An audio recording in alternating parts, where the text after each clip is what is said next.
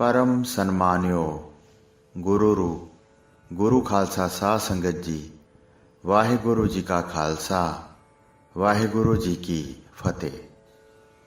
बाबा श्री चंद जी कादराबाद के जंगलों में धूणा ला के बैठते सन।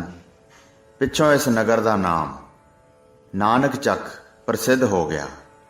बाबा जी के दर्शनां नूं सब आस पास दीयां संगतां आउंदियां सन। सब दीयां मनोकामनावां पूरीआं हुंदियां सन ते बाबा जी का जस दूर दूर तक हो रहा सी। इधर लाहौर के तखत का बादशाह जहांगीर अते उसका मुरशद साईं मियाँ मीर जी अचानक दरबार विच बैठे हुए सन। तां बादशाह ने पुछया कि पीर जी, हिंदू राजा ते नवाबां दा मैं बादशाह हाँ, तुहाडे फकीरां दा भी कोई बादशाह है या नहीं? तां साईं मियाँ मीर जी ने उत्तर दिता कि जरूर है, बहुत महान ताकत वाला है, जपी है, तपी है, हठी है, नेमी है ते करामातां दा भरपूर सागर है। एक राज की ओह तिन्नां लोकां दा मालक बादशाहां दा भी बादशाह है, जो कि अजकल कादराबाद के जंगल विच तप कर रहे हैं ਅਤੇ ਸੰਗਤਾਂ ਨੂੰ ਤਾਰ ਰਹੇ ਹਨ। श्री गुरु नानक साहब जी ਦੇ ਵੱਡੇ ਸਾਹਿਬਜ਼ਾਦੇ ਹਨ ਅਤੇ ਉਹਨਾਂ ਦਾ ਨਾਮ श्री चंद्र जी है। ਤੁਸੀਂ ਜਾ ਕੇ ਦਰਸ਼ਨ ਕਰੋ। ਜੇਕਰ ਜਾਣ ਦਾ ਨਹੀਂ ਵਕਤ ਮਿਲਦਾ ਤਾਂ ਤੁਸੀਂ ਆਪਣੇ ਕਿਸੇ ਵਜ਼ੀਰ ਅਹਿਲਕਾਰ ਦੀ ਡਿਊਟੀ ਲਾ ਸਕਦੇ ਹੋ। ਸਤਿਕਾਰ ਨਾਲ ਆ ਸਕਦੇ ਹਨ, ਪਰ ਉਹ ਵੀ ਉਹਨਾਂ ਦੀ ਮੌਜ ਹੈ, ਆਉਣ ਜਾਂ ਨਾ ਹੀ ਆਉਣ। ਇਹ ਵੀ ਹੋ ਸਕਦਾ ਹੈ ਉਹ ਸਰਬ ਕਲਾ ਸਮਰੱਥ ਹਨ। ਤੁਹਾਡੀ ਜੇ ਦਿਲੀ ਭਾਵਨਾ ਪਿਆਰ ਵਿੱਚ ਹੈ ਤਾਂ ਉਹ ਤੁਹਾਡੀ ਇੱਛਾ ਪੂਰੀ ਕਰਨਗੇ। ਤਾਂ ਕੁਝ ਹੀ ਦਿਨਾਂ ਬਾਅਦ ਜਹਾਂਗੀਰ ਨੇ ਇੱਕ ਰਾਜਪੂਤ ਰਾਜੇ ਨੂੰ ਅਤੇ ਆਪਣੇ ਇੱਕ ਵਜ਼ੀਰ ਨੂੰ ਤਿਆਰ ਕਰ ਲਿਆ ਕਿ ਇੱਕ ਸੁੰਦਰ ਹਾਥੀ ਸ਼ਿੰਗਾਰ ਕੇ ਉਹਨਾਂ ਦੀ ਸਵਾਰੀ ਵਾਸਤੇ ਲੈ ਜਾਓ ਅਤੇ ਹੋਰ 2-4 ਅਹਿਲਕਾਰਾਂ ਨੂੰ ਵੀ ਨਾਲ ਲੈ ਜਾਓ ਅਤੇ ਬਾਬਾ ਸ਼੍ਰੀ ਚੰਦ ਜੀ ਨੂੰ बड़े सत्कार नाल लाहौर लैके आओ। राजा ते वजीर जहांगीर की आग्या लैके 2-3 पड़ावां नाल कादराबाद आ पहुंचे। अगे बाबा जी आसन ते बैठे हैं। संगतां बाबा जी तो बचन बिलास सुन सुन के प्रसन्न हो रही सन। तां बाबा जी भी समझ गए सन कि यह बंदे बादशाह दे होणगे। सबना ने चरनां ते मत्थे टेके, आशीर्वादां भी लईआं। तां बाबा जी जाण तां गए ही सन, पर फिर भी पुछया कि आओ भाई, तुसीं दसो किस तरह आए हो। तां राजपूत राजे अते वजीर ने हथ जोड़ के बेनती की कि हजूर, आप जी नूं जहांगीर बादशाह ने दर्शनां वास्ते लाहौर याद किया है। आप चल के दीदार दे के उस उपर मेहरां दी नज़र पाओ जी। आ हाथी आप जी की असवारी वास्ते हाज़र है जी। तां बाबा जी मेहरां विच आए ते तैयार हो गए अते उत्थे बैठियां संगतां नूं भी आख दिता कि असीं लाहौर जा रहे हां, सानूं जहांगीर बादशाह ने याद किया है।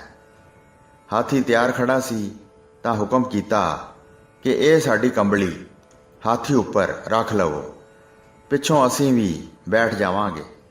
तां अजे कंबली हाथी उपर रखी ही सी, हाथी दीयां चीकां निकल गईयां अते लत्तां जमीन विच धसदियां जाण लगियां।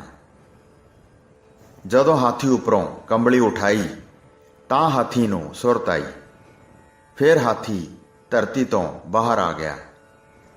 बाबा श्री चंद जी ने आख्या कि जिसने साडी कंबली नहीं उठाई, सानू किस तरह उठा के पहुँचा सकता है।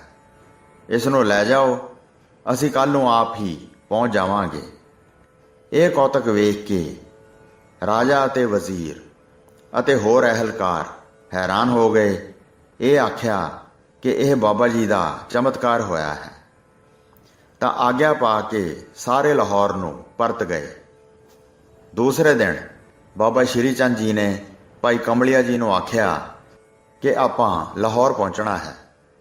भाई कमलिया जी उसे वेले तैयार खड़े सन, आग्याकार सन। बाबा जी कमलिया जी के मोढियां ते बैठ गए ਉੱਥੋਂ ਅਲੋਪ ਹੋਏ ਤੇ ਲਾਹੌਰ ਪਹੁੰਚ ਗਏ। ਉਧਰ ਬਾਦਸ਼ਾਹ ਜਹਾਂਗੀਰ ਨੂੰ ਖਬਰ ਮਿਲ ਗਈ ਕਿ ਬਾਬਾ ਜੀ ਆ ਪੁੱਜੇ ਹਨ, ਤਾਂ ਬਹੁਤ ਸਾਰੇ ਅਹਿਲਕਾਰਾਂ ਨੂੰ ਨਾਲ ਲੈ ਕੇ ਬਾਬਾ ਜੀ ਦੇ ਸਵਾਗਤ ਵਾਸਤੇ ਅਗਲਵਾਂਡੀ ਪਹੁੰਚੇ। ਬੜੇ ਸਵਾਗਤ ਆਦਰ ਮਾਣ ਦੇ ਨਾਲ ਰਾਜ ਦਰਬਾਰ ਵਿੱਚ ਲਿਜਾ ਕੇ ਬੜੇ ਸੁੰਦਰ ਸਿੰਘਾਸਨ ਤੇ ਬਿਠਾਇਆ। ਸਾਥ ਹੀ ਭਾਈ ਕਮਲਿਆ ਜੀ ਸਨ, ਦੁੱਧ ਪਿਲਾਇਆ। ਬਹੁਤ ਸਾਰੇ ਸੇਵਾ ਵਿੱਚ ਹਾਜ਼ਰ ਖੜੇ ਸਨ। ਬਾਦਸ਼ਾਹ ਜਹਾਂਗੀਰ ਨੇ ਚਰਨ ਪਰਸੇ, ਸਭਨਾਂ ਨੇ ਮੱਥੇ ਟੇਕੇ, ਆਸ਼ੀਰਵਾਦਾਂ ਪ੍ਰਾਪਤ ਕੀਤੀਆਂ ਤੇ ਕੁਝ ਚਿਰ ਆਰਾਮ ਕੀਤਾ। ਇਹ ਸਤਿਕਾਰ ਵੇਖ ਕੇ ਰਾਜ ਮੌਲਾਨਾ ਨੇ ਬਾਬਾ ਜੀ ਦੇ ਅੱਗੇ ਸਵਾਲ ਕਰ ਦਿੱਤਾ ਕਿ ਉਸ ਖੁਦਾ ਦੇ ਦਰਬਾਰ ਵਿੱਚ ਹਿੰਦੂ ਕਬੂਲ ਹੁੰਦਾ ਹੈ ਕਿ ਮੁਸਲਮਾਨ ਹੁੰਦਾ ਹੈ ਕਿ ਦੋਨੋਂ ਹੀ? ਤਾਂ ਬਾਬਾ ਜੀ ਨੇ ਉੱਤਰ ਦਿੱਤਾ ਕਿ ਖੁਦਾ ਨਾ ਤਾਂ ਹਿੰਦੂ ਹੈ, ਨਾ ਉਹ ਮੁਸਲਮਾਨ ਹੈ ਅਤੇ ਨਾ ਹੀ ਉਹ ਯਹੂਦੀ ਹੈ। ਖੁਦਾ ਦਾ ਕੋਈ ਮਜ਼ਹਬ ਨਹੀਂ ਹੈ, ਉਸ ਦੀ ਨਾ ਜਾਤ ਹੈ, ਉਸ ਦੀ ਮਜ਼ਹਬ ਨਾਲ ਕੋਈ ਸਾਂਝ ਵੀ ਨਹੀਂ ਹੈ। ਉਸਨੇ ਸਭ ਨੂੰ ਬਰਾਬਰ ਬਣਾਇਆ ਹੈ, ਪਰ ਜੋ ਸ਼ੁਭ ਅਮਲ ਕਰਦਾ ਹੈ ਉਸ ਦੀ ਰਜ਼ਾ ਵਿੱਚ ਪ੍ਰਸੰਨ ਰਹਿੰਦਾ ਹੈ, ਆਪਣੇ ਹੱਕ ਤੇ ਸਾਕਰ ਰਹਿੰਦਾ ਹੈ। ਬਸ ਉਹੀ ਉਸ ਦੇ ਦਰਬਾਰ ਵਿੱਚ ਕਬੂਲ ਹੁੰਦਾ ਹੈ। ਇਹ ਗੱਲਾਂ ਹੋ ਹੀ ਰਹੀਆਂ ਸਨ ਤਾਂ ਰਾਜ ਮਹਿਲਾਂ ਵਿੱਚ ਇਹ ਭਾਣਾ ਵਰਤ ਗਿਆ ਕਿ ਬਾਦਸ਼ਾਹ ਦਾ ਪੁੱਤਰ, ਕੋਈ ਅਜੇ 7-8 ਬਰਸ ਦਾ ਹੀ ਸੀ, ਅਚਾਨਕ ਖੇਡਦਾ ਖੇਡਦਾ ਹੋਇਆ ਮਹਿਲਾਂ ਤੋਂ ਹੇਠਾਂ ਡਿੱਗ ਕੇ ਬੇਹੋਸ਼ ਹੋ ਗਿਆ। ਵੈਦ ਬੁਲਾਏ ਗਏ ਅਤੇ ਬਹੁਤ ਉਪਾਅ ਕੀਤੇ ਗਏ, ਪਰ ਅੰਤ ਬੱਚਾ ਮਰ ਹੀ ਗਿਆ। ਤਾਂ ਦਰਬਾਰ ਵਿੱਚ ਬੱਚੇ ਦੀ ਖਬਰ ਪਹੁੰਚੀ। ਰੋਣਾ ਕੁਰਲਾਉਣਾ ਹੋ ਰਿਹਾ ਸੀ। ਬੱਚੇ ਦੀ ਮਾਂ ਬੇਗਮ ਨੇ ਆਪਣੇ ਮਰੇ ਬੱਚੇ ਨੂੰ ਗੋਦ ਅੰਦਰ ਹੀ ਪਾਇਆ ਹੋਇਆ ਸੀ ਅਤੇ ਰੋ ਰਹੀ ਸੀ। ਹੁਣ ਉੱਧਰੋਂ ਬੱਚੇ ਦਾ ਪਿਤਾ ਜਹਾਂਗੀਰ ਵੀ ਆ ਗਿਆ। ਬੱਚੇ ਵੱਲ ਵੇਖ ਕੇ ਘਬਰਾ ਗਿਆ। ਇੱਕੋ ਇੱਕ ਅਜੇ ਇਹ ਹੀ ਪੁੱਤਰ ਸੀ, ਕੀ ਕਰੇ? ਵੱਡੀ ਰਾਣੀ ਨੂਰ ਜਹਾਂ ਨੇ ਆਖਿਆ ਕਿ ਇਹ ਤੇਰੇ ਕੀਤੇ ਪਾਪਾਂ ਦਾ ਹੀ ਫਲ ਮਿਲਿਆ ਹੈ, ਜੋ ਤੂੰ ਖੁਦਾ ਦੇ ਫਕੀਰ ਸਾਈਂ ਲੋਕਾਂ ਨੂੰ ਵੀ ਤੰਗ ਕਰਦਾ ਰਹਿੰਦਾ ਹੈ। ਉਸ ਖੁਦਾ ਦਾ ਵੀ ਕੋਈ ਡਰ ਨਹੀਂ ਰੱਖਦਾ।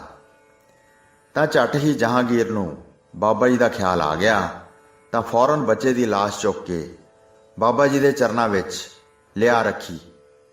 ਹੱਥ ਜੋੜ ਕੇ ਅਰਜ਼ ਕੀਤੀ ਕਿ ਮੇਰੇ ਖੁਦਾਇਆ, ਮੇਰੇ ਤੇ ਮਿਹਰ ਕਰੋ। ਇਹ ਕੀ ਭਾਣਾ ਵਰਤ ਗਿਆ ਹੈ?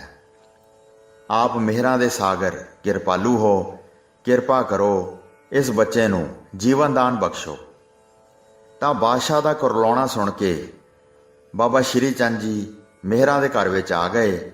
ਆਪਣੇ ਕਰ ਮੰਡਲ ਵਿੱਚੋਂ ਬੱਚੇ ਦੀ ਲਾਸ਼ ਤੇ ਜਲ ਦਾ ਛਿੱਟਾ ਮਾਰਿਆ ਤੇ ਆਖਿਆ ਕਿ ਉੱਠ ਬੱਚਾ, ਇਤਨਾ ਸੌਂਦਾ ਨਹੀਂ ਹੁੰਦਾ। ਬੱਚਾ ਉਸੇ ਪਲ ਉੱਠ ਕੇ ਬੈਠ ਗਿਆ। ਹੁਣ ਬਾਬਾ ਜੀ ਦੇ ਨਾਂ ਤੇ ਨਾਹਰੇ ਵੱਜ ਗਏ ਕਿ ਧੰਨ ਮੇਰੇ ਖੁਦਾਇਆ, ਆਪ ਜੀ ਨੇ ਮੇਰੇ ਬੱਚੇ ਨੂੰ ਜੀਵਨ ਦਾਨ ਬਖਸ਼ਿਆ ਹੈ। ਧੰਨ ਹੋ, ਧੰਨ ਹੋ, ਧੰਨ ਹੋ। ਤਾਂ ਜਦ ਬਾਦਸ਼ਾਹ ਨੇ ਇੱਧਰ ਉੱਧਰ ਜ਼ਰਾ ਕੋ ਨਜ਼ਰ ਫੇਰੀ ਤਾਂ ਉਸੇ ਹੀ ਵੇਲੇ ਬਾਬਾ ਜੀ ਉੱਥੋਂ ਅਲੋਪ ਹੋ ਗਏ ਸਨ। ਬੱਚੇ ਦੀ ਮਾਤਾ ਬਹੁਤ ਖੁਸ਼ੀਆਂ ਵਿੱਚ ਆ ਗਈ। ਸਭਨਾਂ ਨੇ ਆਣ ਮੁਬਾਰਕਾਂ ਦਿੱਤੀਆਂ। ਰਾਤ ਨੂੰ ਮੰਦਰਾਂ ਤੋਂ ਲੈ ਕੇ ਸਾਰੇ ਸ਼ਹਿਰ ਵਿੱਚ ਦੀਪਮਾਲਾ ਦੀ ਰੋਸ਼ਨੀ ਜਗਮਗਾ ਉੱਠੀ। ਨਾਲੇ ਨਾਲ ਹੀ ਆਤਿਸ਼ਬਾਜ਼ੀ ਵੀ ਚੱਲੀ। ਐਵੇਂ ਪ੍ਰਤੀਤ ਹੋ ਰਿਹਾ ਹੈ ਕਿ ਜਿਵੇਂ ਅੱਜ ਹੀ ਬਾਦਸ਼ਾਹ ਦੇ ਘਰ ਪੁੱਤਰ ਨੇ ਜਨਮ ਲਿਆ ਹੋਵੇ। ਰਾਣੀ ਨੇ ਬਾਦਸ਼ਾਹ ਨੂੰ ਅਰਜ਼ ਕੀਤੀ ਕਿ ਮਹਾਰਾਜ, ਬਾਬਾ ਜੀ ਨੇ ਸਾਡੇ ਉੱਤੇ ਬੜੀ ਮਿਹਰ ਕੀਤੀ ਹੈ, ਜੋ ਸਾਡੇ ਬੱਚੇ ਨੂੰ ਦੁਬਾਰਾ ਜੀਵਨ ਦਾਨ ਬਖਸ਼ਿਆ ਹੈ।